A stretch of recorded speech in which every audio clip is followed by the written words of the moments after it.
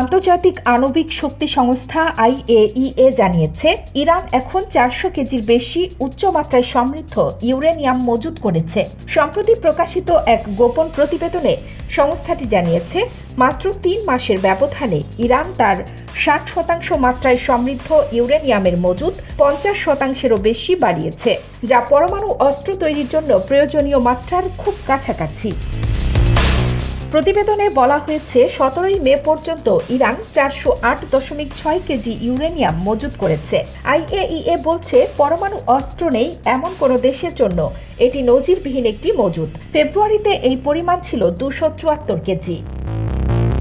বিশেষজ্ঞদের মতে, ইউরেনিয়ামকে 90% মাত্রায় সমৃদ্ধ করলেই তা অস্ত্র তৈরির উপযোগী হয়ে ওঠে। ফলে ইরানের এই অগ্রগতি আন্তর্জাতিক মহলে নতুন করে উদ্বেগ সৃষ্টি করেছে।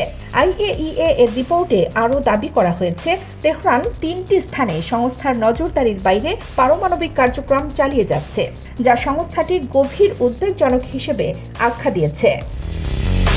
তবে ইরান তাদের পুরনো অবস্থানই পুনর্ব্যক্ত করেছে।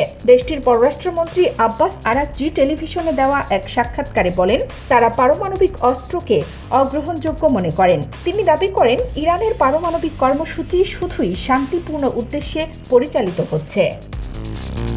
2015 সালে ইরান 6 বিশ্বশক্তি ও ইউরোপীয় ইউনিয়নের সঙ্গে একটি পরমাণু চুক্তি স্বাক্ষর করেছিল, যার মাধ্যমে দেশটির পারমাণবিক কার্যক্রমে কড়াকড়ি নজরদারি চালানো হয়। এর বিনিময়ে তুলে নেওয়া হয় কিছু নিষেধাজ্ঞা।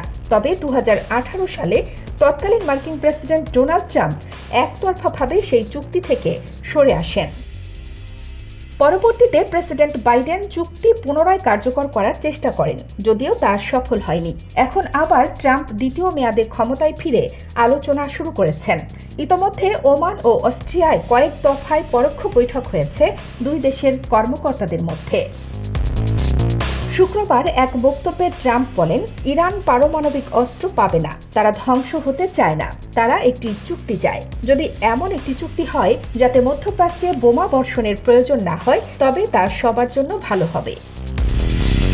IAEA এর এই প্রতিবেদন প্রকাশের পর যুক্তরাষ্ট্র, যুক্তরাজ্য, ফ্রান্স ও জার্মানির মতো দেশগুলো ইরানকে চুক্তি লঙ্ঘনের দায়ে আনুষ্ঠানিকভাবে অভিযুক্ত করার কথা ভাবছে।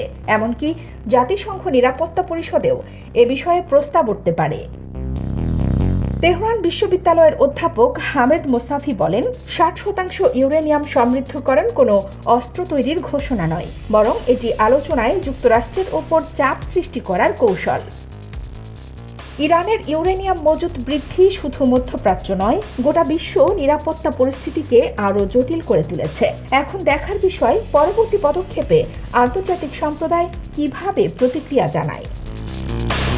কানিজ ফাতেমা, নিপা, খবর সংযোগ।